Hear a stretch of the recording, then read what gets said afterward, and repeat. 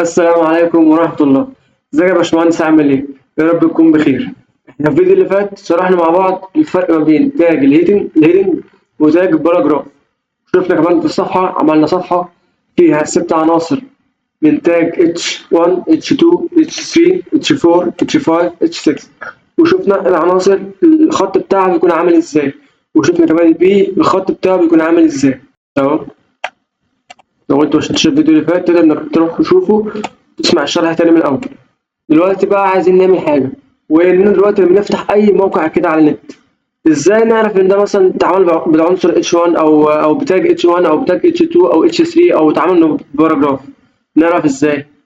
فتعالى معايا يا باشمهندس كده، نفتح كده أي موقع مثلا على النت زي نتفليكس مثلا أو أمازون، ونشوف كده الخط ده والعنوان ده معمول بأنهي تاج. نتفليكس هنا مثلا، عايزين نشوف العنوان ده أفلام ومسلسلات وبرامج لا حصر لها والمزيد. ده ممكن مثلا يكون معمول بإيه؟ أنهي تاج؟ تعال نشوف. معمول بتاج H1 أهو، ادي الفتحة بتاعته أهو، وادي النص والقفل بتاع التاج أهو. طيب، في بعد كده جملة بسعر يبدأ من 100 جنيه. 100 جنيه دي، الجملة دي ممكن تكون معمولة بإيه؟ معمولة بأنهي تاج؟ معمولة بتاج البي أهو، باراجراف، والقفلة بتاعته أهو، الفتحة بتاعته أهو والقفل بتاعته أهو، والسعر جوه أهو، والنص جوه أهو. تمام. ما تركزش بقى في أي حاجة تانية موجودة مثلا باللون ده. تمام. ما تركزش برضه في الكلاس دي، عايز تركز بس إن هو معمول بتاج إيه، والنص مكتوب جوه أهو، ودي القفلة بتاعت التاج. تمام. تعالى نشوف حاجة تانية برضه في الموقع ده، حاجة زي دي. هل أنت جاهز؟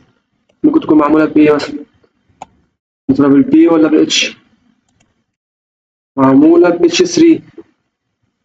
تمام. خدت بالك؟ اتش 3 ده اتش 1 أول مرة على طول، ده بيبقى العنوان الرئيسي.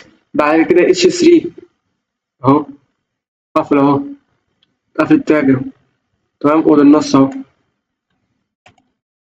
تعالى ننزل تحت نشوف العناوين التانية الأكثر شهرة الآن، ممكن تكون معمولة بإيه؟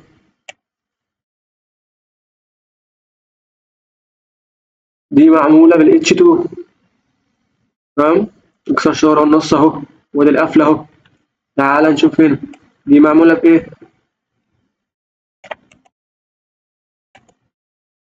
دي معمولة بال H2 أهو، مزيد من أسباب الاشتراك، والقفلة بتاعته أهو. طيب، تعالى بقى في الجزئية دي. الجزئية دي فيها إيه؟ فيها كروت أو فيها كارت كده، 4 كروت، بيبقى فيها زي نص. تمام. وصورة وشرح كمان، أو وصف كمان. تمام. ده هنتعلمه برضو مع بعض، هنعرف ازاي احنا ممكن نعمله بس قدام بقى شوية. فعايزين نعرف دلوقتي العنوان ده مثلا ممكن يبقى معمول بتاج ايه؟ ده معمول بتاج اتش 3.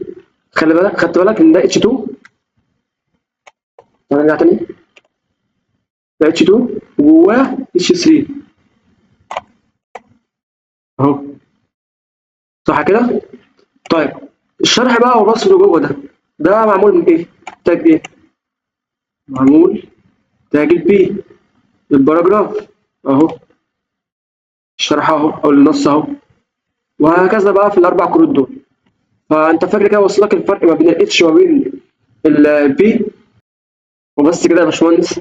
اتمنى بس ان اديتك نبذه بس صغيره كده، او نبذه بسيطه عن ازاي تعرف تفرق ما بين الاتش وما بين الهيدنج وما بين الباراجراف.